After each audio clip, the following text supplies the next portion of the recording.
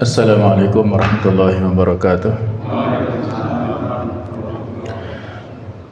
Alhamdulillah, alhamdulillahilladzi hadana li hadza wa ma kunna linahtadiya laula an hadanallah. Asyhadu an la ilaha illallah wahdahu la syarikalah wa asyhadu anna Muhammadan abduhu wa rasuluh la nabiyya ba'dah. Allahumma shalli wa sallim ala sayyidina wa habibina wa maulana Muhammad wa ala alihi wa sahbihi ajma'in. Allahumma anfa'na bima 'allamtana wa 'allimna ma yanfa'una wa zidna ilma. Amma ba'd, para jamaah hadirin hadirat rahimakumullah. Pada momentum atau peristiwa Isra Mi'raj ini, mari bersama kita mentadaburi ayat-ayat dalam Al-Quran yang menyinggung tentang masalah Palestina dan Al-Quds. Sebagai seorang muslim yang digambarkan oleh Rasulullah SAW bahwasanya permisalan orang muslim dengan yang lain adalah seperti satu tubuh. Ketika ada satu anggota tubuh yang sakit, maka anggota tubuh yang lain demam dan merasa menggigil. Begitu pula pada saat kita mencermati kondisi saudara-saudara kita di Palestina yang sampai sekarang belum selesai permasalahannya, akan ada tahap kedua perundingan dan menemukan banyak kendala. Mudah-mudahan Allah Ta'ala memberikan kelancaran dan kemerdekaan kepada saudara kita di Palestina, dan mereka bisa segera menata kehidupan dengan lebih baik, beribadah dengan khusyuk, dan bisa membebaskan Masjidil Aqsa, merupakan kiblat pertama kita kaum muslimin. Kita akan membahas pada saat ini Palestina dan Al-Quds dalam Al-Quran, yaitu tentang ayat-ayat yang menyebutkan keislaman dan keberkahan Al-Quds dan Palestina. Allah Ta'ala menggambarkan pada saat peristiwa Isra Mi'raj, peristiwa yang sangat bersejarah pada kehidupan Nabi kita Muhammad SAW, bahwa kita sebagai kaum muslimin saat ini perlu untuk mengkaji dan membedah, mencermati, mengambil hikmah sebanyak-banyaknya dari peristiwa Isra Mi'raj ini. Kehidupan kaum muslimin yang sudah kita bahas dalam kajian sirah nabawiyah, bagaimana perjuangan Nabi kita Muhammad SAW dalam menyebarkan Islam yang begitu keras mendapatkan pertentangan dari kaum kafir Quraisy di Mekah,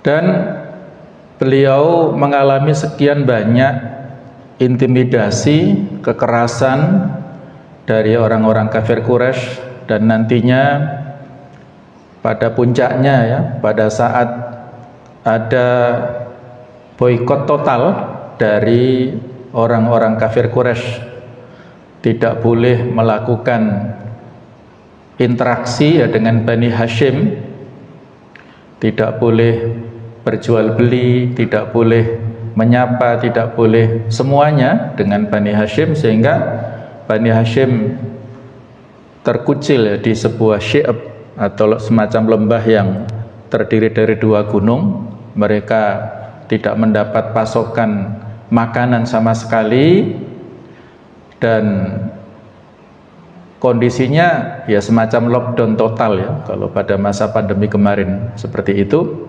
Bukan hanya 1-2 hari atau 1-2 bulan. Boikot total itu dilakukan selama 3 tahun berturut-turut, sehingga dampak di antara boikot total itu, Abu Thalib sakit dan akhirnya beliau meninggal dunia. kemudian istri beliau tercinta Khadijah bintu Khuwailid juga demikian meninggal ya. Sehingga 1 tahun itu dinamakan Amul Huzn atau hari kesedihan. 2 orang yang sangat mendukung dakwah Rasulullah meninggal dunia. Maka disitulah Allah Ta'ala memberikan tasliyah atau hiburan kepada Rasul kita untuk melakukan perjalanan spiritual Isra Mi'raj ini. Di samping sudah sama-sama kita fahami bahwa ada demarketing dari orang-orang kafir Quraisy dan juga orang ahlul kitab kepada Rasul kita. Mereka tidak percaya kerasulan Nabi kita Muhammad SAW. Dianggap sebagai orang yang ya dengan berbagai macam tuduhan yang sudah kita bahas ya dalam kajian Sirah Nabawiyah. Seorang penyair, seorang dukun, bahkan seorang majnun ya, seorang gila, seorang yang tidak berpikiran dan lain-lain. Itu tuduhan yang sangat keji kepada Rasulullah. Dan beliau dianggap bukan seorang Rasul. Dan orang-orang Bani Israel sendiri ataupun orang-orang Yahudi menganggap karena Nabi kita Muhammad bukan dari keturunan Bani Israel, maka tidak layak menjadi Rasul akhir zaman. Nah, itulah sebuah isu yang diedarkan oleh orang-orang kafir dan ahlul kitab di kalangan Mekah. Maka Allah Ta'ala menguatkan positioning Rasul kita dengan diperjalankan dalam peristiwa Isra Mi'raj ini, mulai dari Mekah ya, kemudian tidak langsung tembus ke atas langit ya, tetapi perjalanan dulu ya, dari Mekah ke utara sini ya, sampai ke Palestina ya, Al-Quds ini. Dan pada saat beliau melakukan perjalanan pada malam hari itu berpapasan dengan beberapa orang yang mereka juga bisa menjadi saksi bahwasanya perjalanan beliau ini bukan hanya perjalanan roh atau nyawa saja, tetapi juga fisik dan rohnya. Jadi beliau transit dulu di Al-Quds atau di Palestina, di Masjidil Aqsa ini, kemudian baru naik ke Sidratul Muntaha ya, padahal posisi Baitul Ma'mur itu ada di atas Mekah. Baitul Ma'mur adalah Ka'bahnya para malaikat itu. Itu pas kalau ditarik lurus garis ke atas, itu di atas Ka'bah. Kalau dilakukan perjalanan dari Mekah langsung ke atas itu lebih dekat, tetapi Allah punya misi untuk memperjalankan Rasulnya dari Mekah ke Baitul Maqdis di sini, ke Masjidil Aqsa dulu, dan di sana mengimami para rasul. Ini sekaligus sebagai penguatan positioning beliau ya, sebagai Khotamul Anbiya wal Mursalin ya, punggawanya para rasul. Beliau bukan hanya semata-mata rasul akhir zaman, tapi Sayyidul Mursalin ya, sebagai pimpinan para rasul sampai menjadi imam di sini. Baru kemudian naik ke atas yang kalau digambarkan Isra Mi'raj itu ya seperti ini kurang lebihnya ya, terjadi pada tahun ke-10 kenabian kurang lebihnya, dan pada tentang waktu para ulama beda pendapat ya. Kemudian rutenya Mekah, Yerusalem sampai naik ke atas dengan kendaraan buruk didampingi malaikat Jibril, yang jauhnya antara Mekah dan Baitul Maqdis ini 1240 km. Kalau ditempuh dengan pesawat terbang saat ini 2 jam. 2 jam perjalanan. Ini dulu ya juga ditempuh Nabi Ibrahim ya pada saat dari Palestina ke Mekah sekian ini. Kalau dulu tidak ada transportasi modern seperti sekarang. Jadi ini luar biasa perjalanan yang tidak bisa ditempuh oleh kondisi konvensional, tetapi ini adalah semata-mata merupakan mukjizat dari Allah Ta'ala. Isra adalah perjalanan dari Masjidil Haram Mekah ke Masjidil Aqsa di Yerusalem atau Baitul Maqdis ditempuh dalam sebagian waktu malam ya, tidak penuh, karena beliau pada malam itu beristirahat. Ada yang mengatakan beliau istirahat di Masjidil Haram, ada yang mengatakan di Maimunah.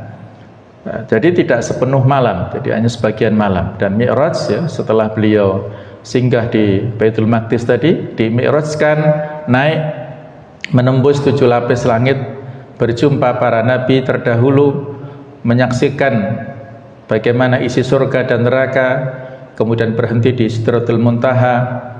Dan pada saat beliau sebelum Mi'raj ditawari khamr dan susu oleh malaikat Jibril, Nabi memilih susu, pilihan sesuai fitrah manusia yang benar. Pada saat berada di langit pertama bertemu dengan Nabi Adam, dan seterusnya sampai dengan Nabi Ibrahim ya, pada langit ke-7 ini. Dan kalau kita amati ya, di sini para nabi dan rasul ini sebagian besar adalah dari Palestina. Kalau Nabi Adam sudah kita bahas dulu ya, panjang lebar. Ini dari termasuk di Arab. Kemudian Yahya dan Isa ini Palestina. Nabi Yusuf aslinya Palestina, kemudian ke Mesir ya. Nabi Idris Palestina, Harun, Musa, Ibrahim ini adalah dari Palestina semuanya, menunjukkan atau dari Syam ya, secara umum adalah dari Syam. Baik, ini sekilas tentang perjalanan beliau Isra Mi'raj. Insyaallah ini hari-hari yang perlu untuk kita jadikan sebagai momentum ya, penghayatan bagaimana beliau menerima kewajiban sholat yang pada awalnya 50 kali sehari, kemudian pada akhirnya diakhiri dengan 5 kali sehari ya, namun pahalanya tetap sama dengan 50 kali. Ini merupakan rahmah, kasih sayang dari Allah Subhanahu wa taala kepada kita umat Nabi Muhammad sallallahu alaihi wasallam. Nah, inilah kurang lebih peta Al-Masjidul Aqsa Al-Mubarak, yang mana kullu ma dara haulahu as-sur ya, yang disebut Al-Masjidul Aqsa itu adalah yang ada pembatas pagar ini, area yang dibatasi ya. Bukan 1-2 kubah, tetapi semua ini adalah area Masjidil Aqsa atau Al-Masjid Al-Aqsa. Yang mana di sini ada keterangannya ya, saya terangkan sedikit ya. Yang nomor 1 adalah Al-Jami' Al-Qibli, di mana kalau imam sholat itu di sini ya. Kubahnya agak warna hijau atau abu-abu kalau di gambar itu ya. Jadi imam sholat itu berada di sini. Ini merupakan ruang utama ya untuk melaksanakan sholat. Nah, kemudian yang sering dijadikan ikon adalah Qubbatus Sakhrah, kubah yang di dalamnya ada batu, yang disinyalir itu adalah batu yang mengambang, dan disitulah beliau menginjakkan kakinya sebelum Mi'raj ya. Kubah yang berwarna kuning keemasan di sini. Kemudian yang ke-14 adalah Qubbatus Salsalah ini. Nah, kemudian nomor 3 ini adalah Haid Al-Buraq, tembok buraq. Ini sampai sini ya. Jadi beliau pada saat menambatkan buraqnya sebelum naik ke atas, dan pada saat beliau sholat bersama dengan para rasul tadi, itu ditambatkan di sini ya, buraqnya ya, pada tembok buraq. Nah, ini kurang lebih keterangan dari 20 titik yang ada di sini ya. Semua area yang ada pagarnya ini adalah Al-Masjid Al-Aqsa Al-Mubarak, yaitu Al-Masjid Al-Aqsa. Al-Aqsa artinya Al-Ab'ad, yang terjauh. Karena saat itu di luar atau setelah Al-Masjid Al-Aqsa itu tidak ada masjid lagi pada saat dulu ya. Jadi jauh dari Mekah, jauh dari Masjidil Haram. Maknanya Al-Aqsa adalah Al-Ab'ad, yang jauh dari Al-Masjidil Haram, yang di sana ada keberkahannya.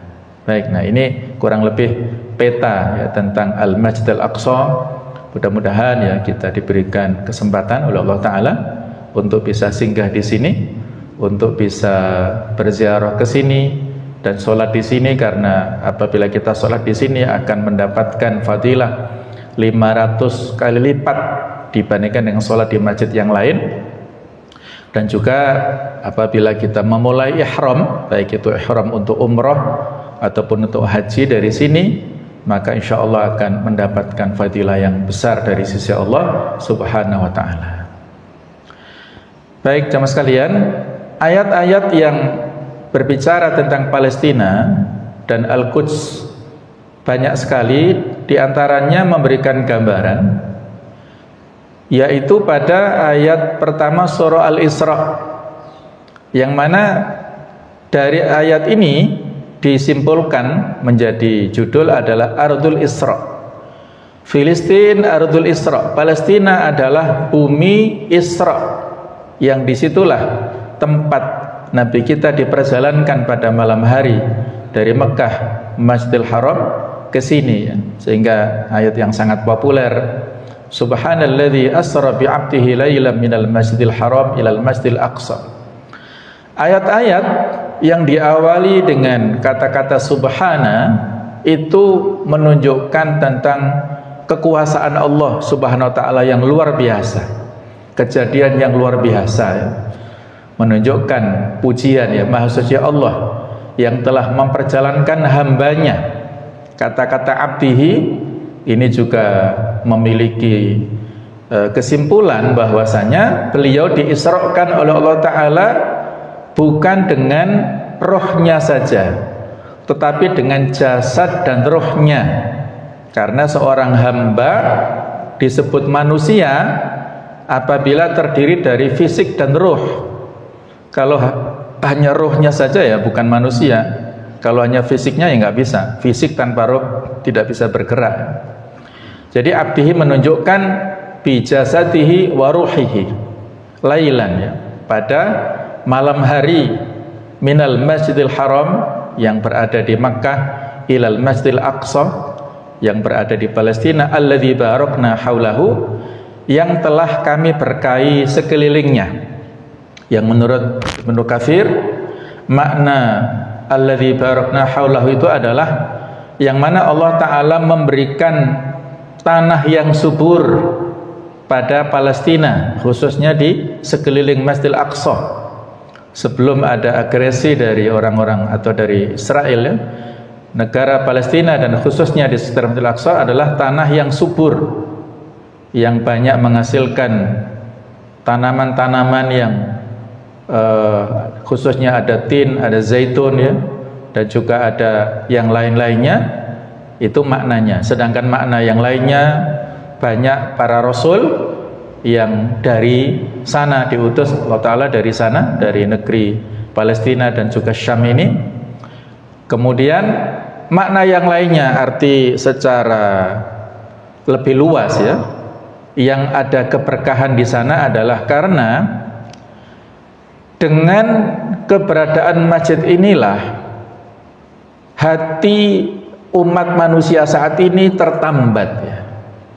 Apakah yang muslim ataukah yang kafir, itu saat ini perhatiannya menuju atau tertuju ke sana, ke Palestina dan juga ke Gaza dan juga di Masjidil Aqsa ini. Itu adalah keberkahan yang luar biasa. Allah Ta'ala mentakdirkan, Allah Ta'ala memberikan keberkahan kepada Masjidil Aqsa dan sekitarnya. Lunuriyahu min ayatina, agar Allah Ta'ala menunjukkan, memperlihatkan kepadanya, kepada Rasulnya, min ayatina, sebagian tanda-tanda kebesaran kami. Innahu huwas sami'ul basir, sesungguhnya Allah Maha melihat, Allah Maha mendengar lagi Maha melihat. Jadi saya sebutkan bahasanya dinamakan Al-Aqsa karena jaraknya yang jauh dengan Masjidil Haram. Tadi sudah kita sebutkan ada 1240-an kilometer. Itu di baliknya tidak ada lagi masjid.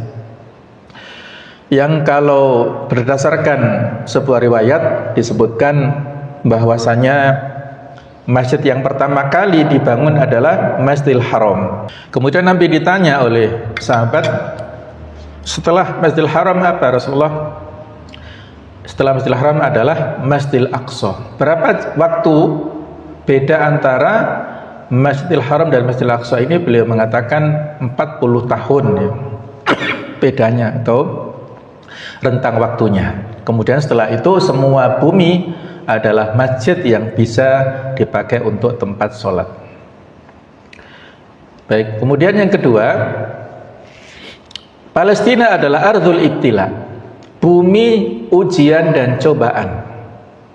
Sebagaimana yang Allah firmankan di surah Al-Isra ayat keempat, wa qadayna ila bani Israila fil kitab, dan kami tetapkan terhadap Bani Israel dalam kitab itu.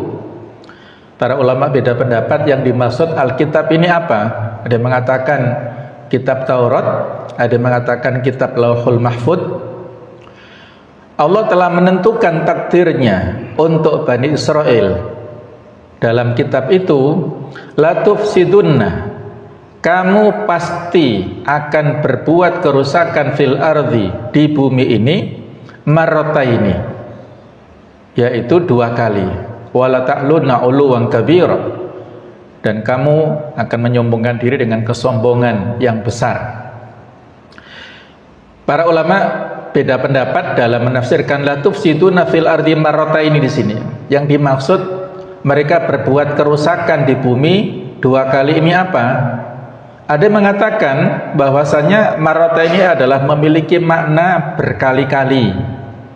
Bani Israel melakukan kerusakan di bumi di sini disebut adalah bumi Syam dan Baitul Maqdis, itu berkali-kali, tidak terhitung. Jadi marrataini ini maknanya berkali-kali. Sedangkan di antara ulama tafsir lain mengatakan kerusakan pertama adalah mereka merubah isi kitab Taurat, tidak sebagaimana yang difirmankan Allah kepada Nabi Musa, tetapi mereka rubah sesuai dengan keinginan syahwat mereka dari para pemuka agama Bani Israel ini, atau dari ahlul kitab, khususnya dari orang-orang Yahudi. Yang kedua, yaitu kejahatan besar yang mereka lakukan dengan membunuh para nabi dan rasul, khususnya yang terjadi pada 3 nabi, yaitu Nabi Zakaria, Nabi Yahya, dan Nabi Isa alaihimussalam. Nabi Zakaria mereka bunuh, Nabi Yahya ini ada perbedaan, tapi yang kuat mereka juga membunuh, dan mereka sebenarnya bermaksud untuk membunuh Nabi Isa alaihissalam, tetapi Allah menyelamatkan Nabi Isa dan mengangkat ke atas langit ya sampai sekarang, dan memiripkan salah seorang muridnya Nabi Isa yang berkhianat yang bernama Yudas Iskariot yang sudah pernah kita ceritakan itu ya.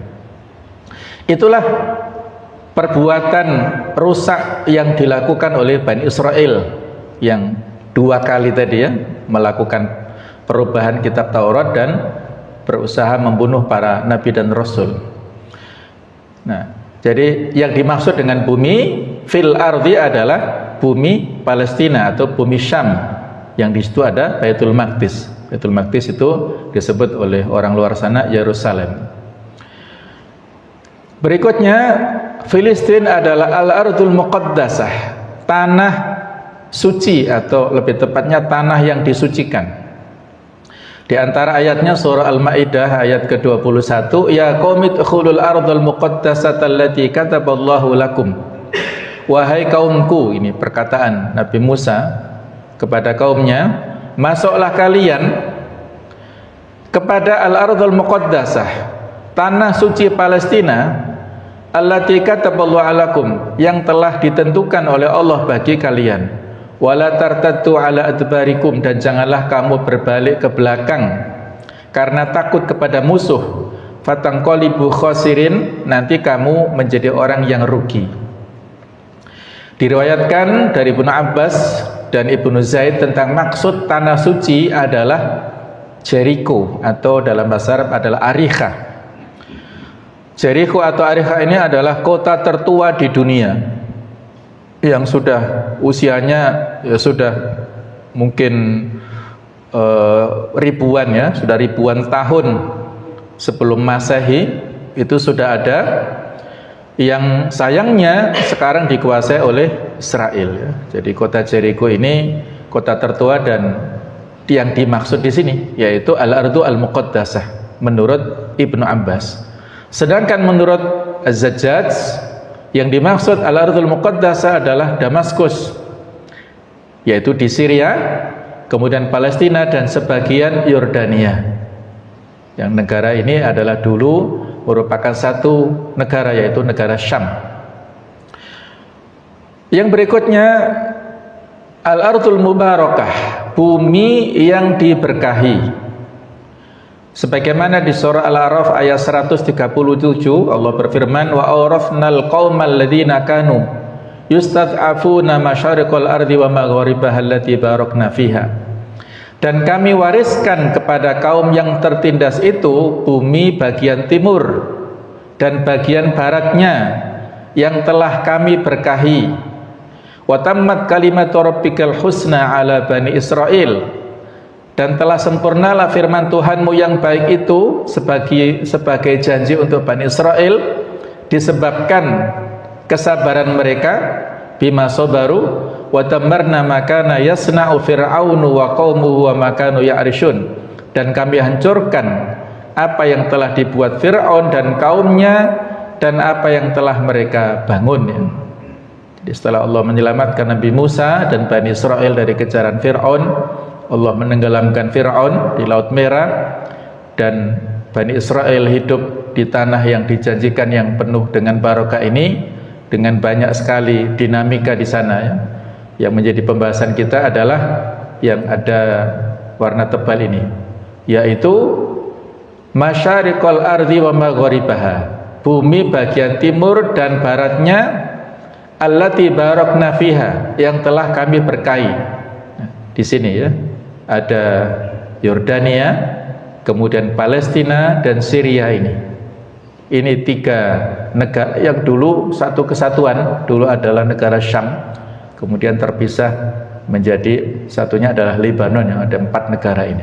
Hasan al-Basri dan Qatadah menafsirkan bumi bagian timur dan bagian barat yang telah kami berkahi adalah bumi Syam.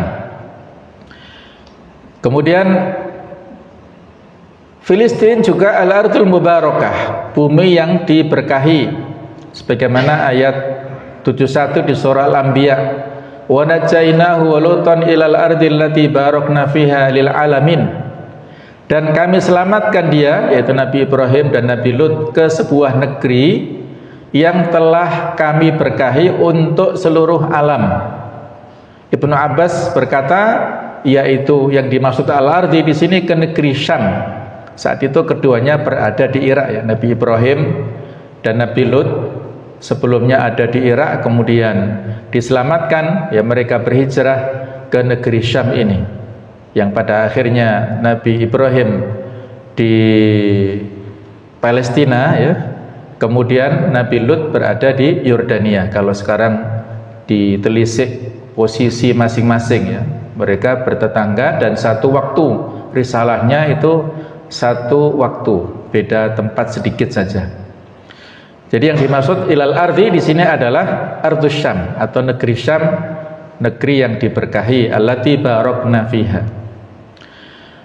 Berikutnya Palestina adalah ardul mu'jizat, bumi di mana disitulah Allah Ta'ala menurunkan banyak sekali mukjizat kepada rasul-rasulnya, yaitu yang diceritakan di sini adalah kepada Nabi Sulaiman. Jadi Bani Israel ini mendapatkan puncak kejayaannya antara Nabi Dawud dan Nabi Sulaiman pada saat berkuasa di Baitul Maqdis sana.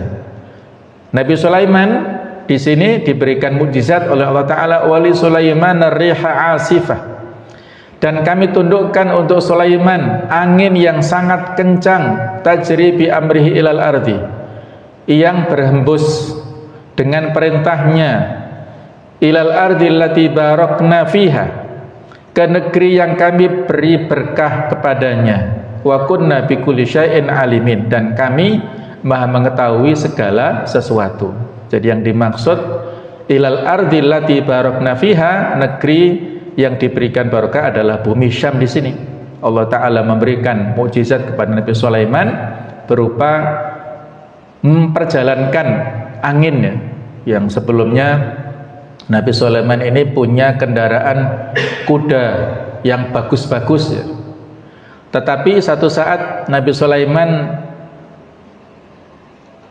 terhipnotis atau agak lalai ya dari kewajiban untuk melaksanakan kewajiban pada Allah Ta'ala dan sibuk ngurus kuda-kudanya ya, akhirnya kuda-kudanya disembelih supaya tidak mengganggu dalam bab ibadahnya. Nah, tapi justru dengan itulah Allah Ta'ala mengganti kendaraan Nabi Sulaiman berupa angin ya. Nah, maka para ulama membuat ya semacam teori atau kesimpulan, man taraka lillahi syai'an awadahullahu khairan minhu. Barang siapa yang meninggalkan sesuatu karena Allah, maka Allah akan mengganti yang lebih baik dari yang sebelumnya. Nah, itu bisa kita pelajari ya, atau kita ambil hikmah dalam seluruh kehidupan ini. Kalau kita meninggalkan segala sesuatu yang itu kita ikhlas lillahi ta'ala, maka Allah akan mengganti dengan yang lebih baik. Termasuk di sini adalah contoh Nabi Sulaiman yang berada di Baitul Maqdis. Berikutnya Ardul Mu'jizat, contoh yang lain di surah An-Naml ayat 20 ayat ke-18. Jadi cerita juga Nabi Sulaiman, hatta idza atau ala watin namli, sehingga ketika mereka tentaranya Nabi Sulaiman ini sampai di lembah semut, qalat namlat, berkatalah seekor semut, ya ayyuhan naml, wahai sekalian semut-semut, udkhulu masakinakum, masuklah ke dalam sarang-sarangmu, la yahtimannakum Sulaiman wa junuduh, agar kamu tidak diinjak oleh Sulaiman dan bala tentaranya, wahum la yash'urun, sedangkan mereka tidak menyadarinya. Fakhruddin Ar-Razi menafsirkan yang dimaksud dengan Watin Namli adalah lembah di Syam yang banyak semutnya, terletak di samping Askolan. Askolan itu adalah Gaza ya. Ada ulama yang lahir di Gaza di samping Imam Syafi'i rahimahullah. Juga ada ulama yang dinisbatkan ke Askolan, yaitu Ibnu Hajar Al-Asqalani. Nah, jadi dia lahir di Askolan. Askolan itu adalah Gaza ini. Nah, jadi yang dimaksud Wadi Namli adalah lembah semut. Ini menunjukkan bahwasanya bumi ini adalah bumi yang tidak main-main, merupakan Ardul Mu'jizat. Bumi yang di situ ada mukjizat dari Allah Subhanahu wa taala kepada rasulnya Nabi Sulaiman.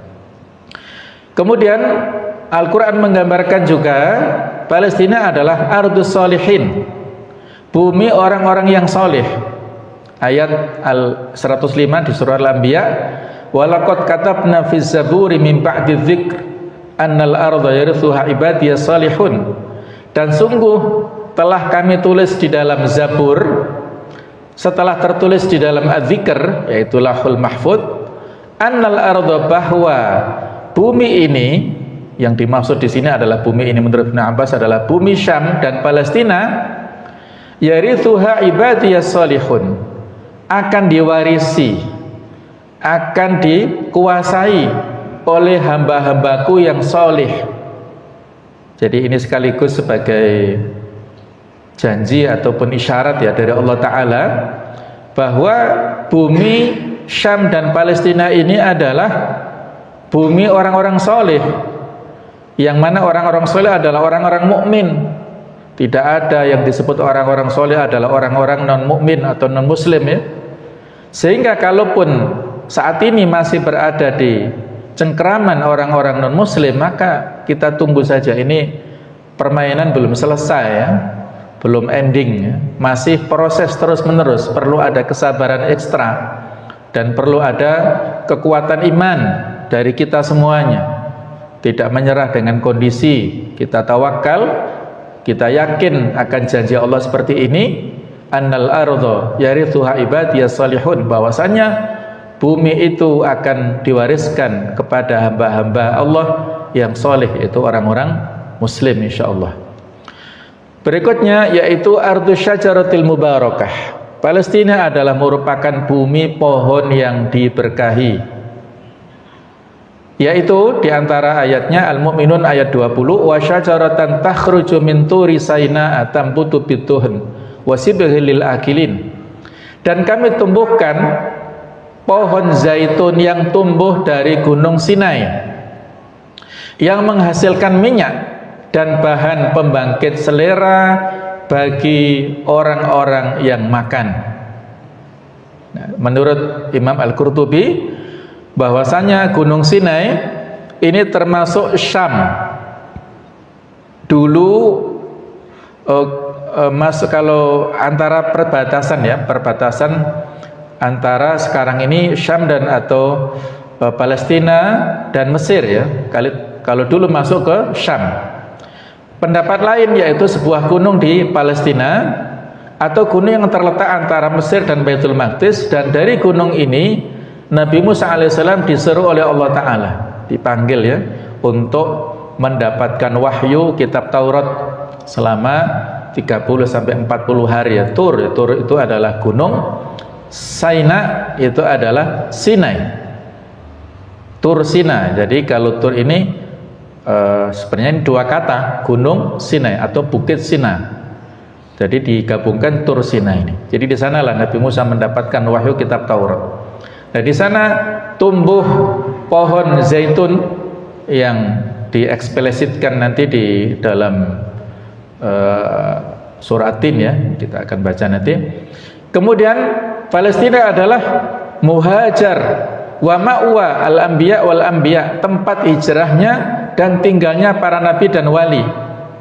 Di antara ayatnya wa ja'alna ibna maryama wa ummahu ayatan wa awainahuma ila rabwatin dzati qarari wa ma'in. Dan telah kami jadikan Isa putra Maryam bersama ibunya sebagai suatu bukti yang nyata bagi kebesaran kami, dan kami melindungi mereka di sebuah dataran tinggi, tempat yang tenang, rindang dan banyak buah-buahan dengan mata air yang mengalir ya. Ini ila rabwatin dzati qarari wa ma'in. Qatadah dan Ka'ab menafsirkan bahwa yang dimaksud dengan tempat yang tenang, yang rindang dan banyak buah-buahan adalah Baitul Maqdis. Sedangkan As-Suti lebih umum yaitu Palestina, sedangkan Abul Aliyah yaitu memaknai Elia atau bumi Baitul Maqdis. Jadi semuanya sama ya, merujuk kepada Palestina atau Baitul Maqdis. Jadi Baitul Maqdis adalah tempat hijrahnya dan tinggalnya para nabi dan para wali kekasih Allah Subhanahu wa taala. Kemudian Palestina adalah ardul lujuil aman, bumi perlindungan yang aman. Surah Maryam ayat 22 Allah berfirman, kondisi Maryam saat itu fahamalathu fantabadat bihi makanan qasiyya, maka dia Maryam mengandung, lalu dia mengasingkan diri dengan kandungannya itu ke tempat yang jauh, makanan qasiyya. Jadi aqsa ya, jadi aqsa sama qasiyya ini satu akar kata. Ibnu Abbas memaknai yang dimaksud makanan qasiyah yaitu ke ujung lembah, yaitu lembah Baitul Lahm atau Bethlehem. Antara lembah ini dan Baitul Maqdis berjarak sekitar 4 mil. Nah, disitulah ada pohon-pohon kurma di sana ya. Maryam mengandung Nabi Isa dalam kondisi yang payah, tetapi dikuatkan oleh Allah Ta'ala ya. Kemudian supaya kuat janinnya, maka disuruh untuk memakan buah kurma ya, terutama kurma rutab. Tapi ya Maryam mengaku tidak bisa mengambil kurma yang tinggi, maka Allah Ta'ala hanya memerintahkan kamu letakkan tanganmu wahuzi ilan nakhli ya, jadi letakkan saja tanganmu kemudian goyangkan, maka Allah Ta'ala yang menggoyangkan, yang merontokkan kurma. Ini adalah merupakan pelajaran ya, kita hanya disuruh untuk melakukan sebab, Allah yang mentakdirkan akibatnya, sehingga dengan rontoknya kurma rutab itulah dimakan oleh Maryam dan membuat fisiknya lebih kuat ya, mengandung janinnya itu. Berikutnya Arduz Zaitun, bahwa Palestina itu adalah negeri atau bumi zaitun yang digambarkan di surah Wat-tini waz-zaitun, demi buah tin dan buah zaitun, wa turi sinin. Tur tadi ya, bukit, sinin adalah Sina atau Sinai, bukit Sinai. Wa hadzal baladil amin, dan negeri yang aman, yaitu Makkah ini. Ada banyak tafsir, diantaranya dari Ka'ab, Atin adalah Damaskus, Az-Zaitun adalah Baitul Maqdis.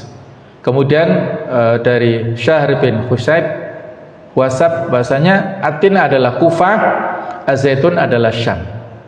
Banyak tafsir di sini ya. Jadi di sini Allah Ta'ala menggambarkan kepada kita tentang keberadaan tiga negeri yang utama ya, yang merupakan tempat diutusnya para rasul yang mulia di antara tiga ulul azmi. Watin wa zaitun ada di Palestina, yang di situ ada diutusnya Nabi Isa, di mana Nabi Isa, orang-orang Nasrani adalah pengikutnya Nabi Isa sekarang jumlahnya mayoritas di dunia. Kemudian Waturi Sinin, tempat diutusnya Nabi Musa, yaitu kalau sekarang adalah orang-orang Yahudi. Ya, mereka adalah dulu pengikutnya Nabi Musa. Wa hadzal baladil amin, negeri yang aman adalah Makkah al-Mukarramah, yaitu tempat diutusnya Rasulullah sallallahu alaihi wasallam, bahwasanya beliau adalah rasulnya kaum muslimin.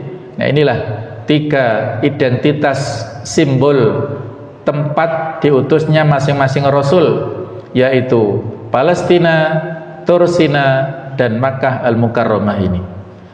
Nah, kemudian dulu pernah saya sampaikan ya, ada seorang profesor dari Jepang yang melakukan penelitian, nah, bagaimana berusaha untuk meneliti kenapa disebutkan watin wa zaitun di sini ya. Kalau ditelisik, maka zaitun itu disebutkan kurang lebih ada 6 kali dalam Al-Quran, sedangkan tin ini hanya 1. Maka saat itu ya dia punya penyakit ya, kalau nggak salah penyakit jantung, sehingga mengkonsumsi rutin buah tin dan buah zaitun.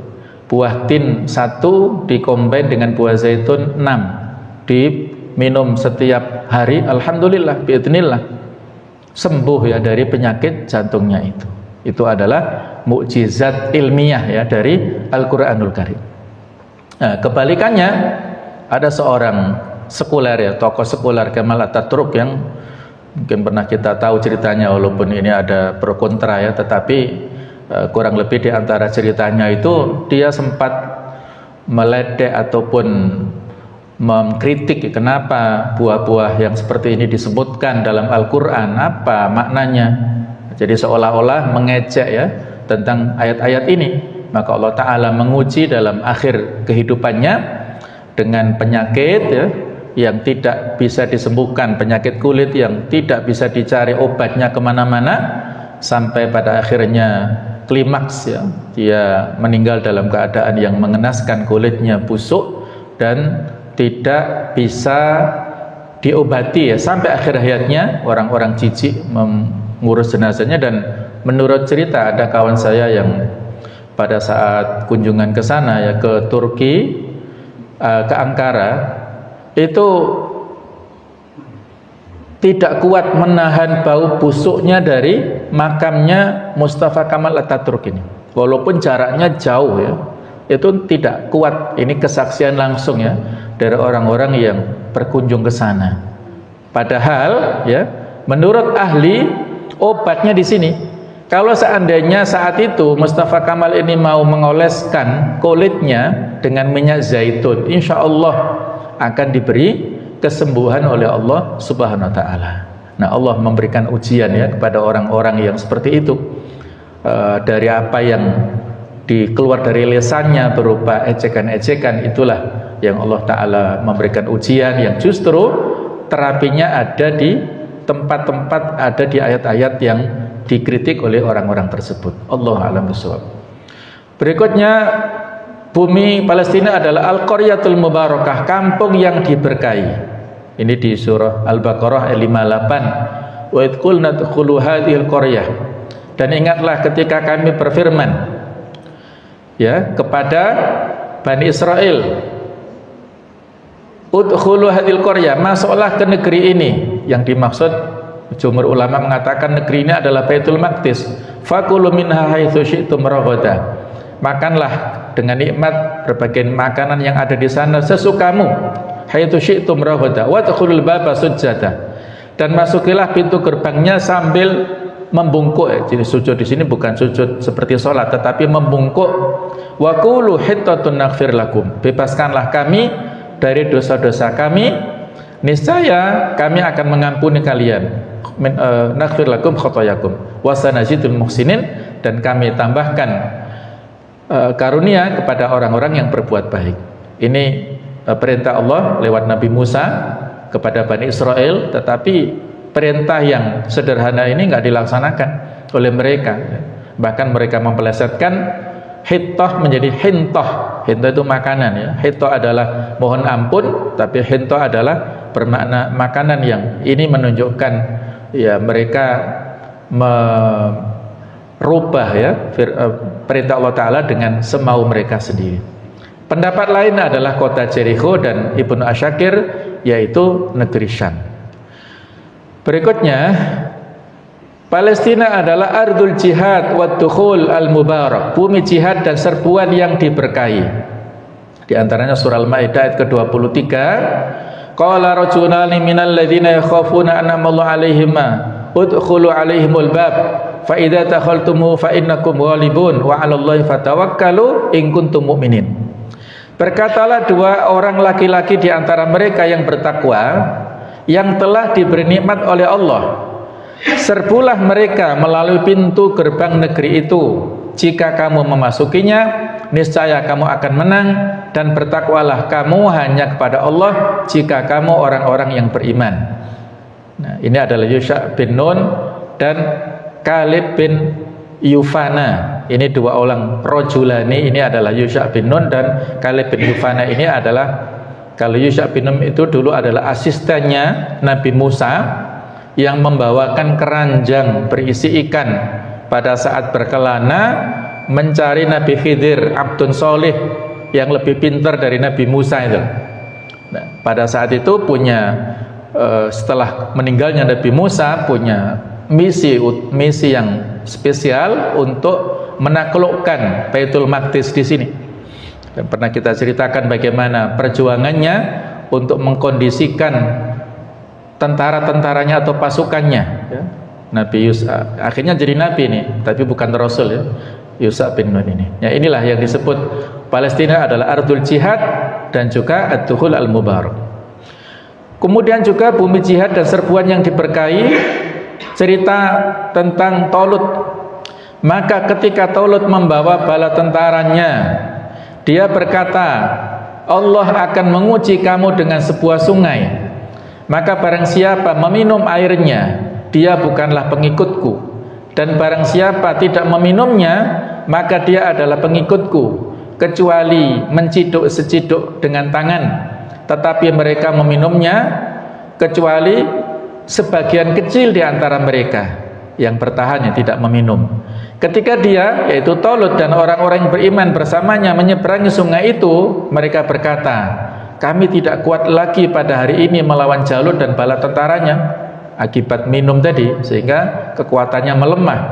Mereka yang meyakini bahwa mereka akan menemui Allah berkata, betapa banyak kelompok kecil mengalahkan kelompok besar dengan izin Allah, dan Allah beserta orang-orang yang sabar. Al-Baqarah 249 ya. Qatadah memaknai bahwasanya yang dimaksud dengan binahar sungai adalah sungai yang terletak antara Yordania dan Palestina. Sedangkan Asy-Syaukani dari Ibnu Abbas mengatakan yaitu sungai Urdun, yaitu negeri Syam ya. Ini adalah cerita yang terjadi pada zaman itu. Ada Talut yang diangkat dari warga biasa, kemudian melawan Jalut. Jalut ini seorang raja yang sangat dolim, dan pada akhirnya tentara Talut ini menang dengan kepahlawanan dari Nabi Dawud alaihissalam. Jadi Nabi Dawud tampil ya, walaupun beberapa kali dipanggil, tetapi akhirnya beliau tampil dan dengan ketapelnya dengan izin Allah dilemparkan menuju ke jidatnya Jalut dan akhirnya tewas Jalut saat itu. Dan akhirnya Nabi Dawud diberikan apresiasi oleh Talut, diangkat menjadi menantunya. Dan itu bukan menjadikan Nabi Dawud sombong ataupun bergembira dengan berlebihan. Beliau syukuri dan beliau suka untuk menyendiri di atas gunung-gunung sambil berzikir, bertasbih bersama tasbihnya burung-burung dan alam raya. Baik, berikutnya Palestina adalah ardun islamiyah, yaitu surah An-Naml ayat ke-44 dikatakan kepada Balqis, yaitu Ratu Saba, masuklah ke dalam istana. Maka ketika dia Balqis melihat lantai istana itu, dikiranya kolam air yang besar dan disingkapkannya penutup kedua betisnya. Dia Sulaiman berkata, sesungguhnya ini hanyalah lantai istana yang dilapisi kaca. Dia Balqis berkata, ya Tuhanku, Rabbi inni dzalamtu nafsi, wahai Tuhanku, sungguh aku telah berbuat zalim terhadap diriku. Wa aslamtu ma'a Sulaiman lillahi rabbil alamin, dan aku berserah diri bersama Sulaiman kepada Allah, Tuhan seluruh alam. Jadi Balqis saat itu menyatakan mengikuti agamanya Nabi Sulaiman ya, dan meninggalkan agama nenek moyangnya yang dulu ya menyembah ke matahari saat di Sabak. Sabak itu di Yaman sana. Antara Baitul Maqdis Palestina dan Yaman itu jauh sekali ya, mungkin 2000, tetapi bagaimana seekor burung hudhud yang luar biasa jasanya ya, hudhud ini dari Palestina ke Yaman membawa berita, kemudian balik lagi membawa surat untuk dikirimkan supaya Ratu Balqis Muslim ya, menjadi Islam. Jadi 2 kali PP berapa? 4000 kilometer ya kurang lebihnya.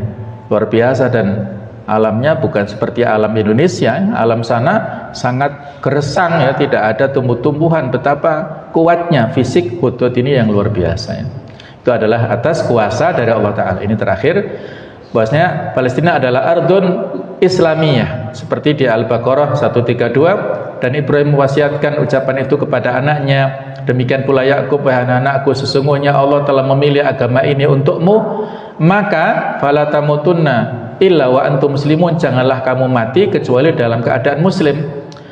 Ayat-ayat ini menyebutkan bahwa Ibrahim, Yakub dan Sulaiman beragama Islam dan dakwah mereka Islamiyah, sebagaimana kerajaan Bani Israel di masa Daud dan Sulaiman adalah kerajaan Islam, dan Bani Israel saat itu beragama Islam.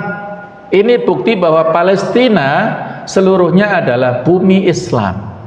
Nah ini ya, jadi mereka beragama Islam sama. Fala tamutunna illa wa antum muslimun. Nah, setelah Nabi Sulaiman wafat, itu bumi Palestina terbagi menjadi 2 kerajaan. Ada kerajaan Yahuda sebelah selatan dengan ibu kotanya Baitul Maqdis, dan ada kerajaan Israel sebelah utara dengan ibu kotanya Samaria. Akhirnya mereka ini bertahan beberapa tahun ya, agak lama, mungkin sekitar ratusan tahun ya, tapi akhirnya dihancurkan oleh raja dari Babilonia yang bernama Bukhtanasar atau Nebukadnezar ya, itu menghancurkan, menghabiskan Baitul Maqdis ini. Kemudian ada lagi raja yang berikutnya, yaitu atau sebelumnya Raja Asyur ya, yang menghancurkan ya. Dan kemudian ini panjang ceritanya sampai Umar bin Khattab mengutus Abu Ubaidah dan Khalid bin Walid untuk menaklukkan Baitul Maqdis dan perang ya, dalam perang Yarmuk menang melawan menaklukkan Baitul Maqdis, bahkan sampai kepalanya pendeta di sana menyerahkan gereja kepada Umar bin Khattab untuk dijadikan sebagai masjid. Silahkan sholat di sini wahai khalifah. dipanggil khusus ya dari Madinah, datanglah Umar ke Palestina, tapi Umar tidak mau sholat di gereja ini dan minta ada tanah sedikit di samping gereja dan didirikan masjid di situ.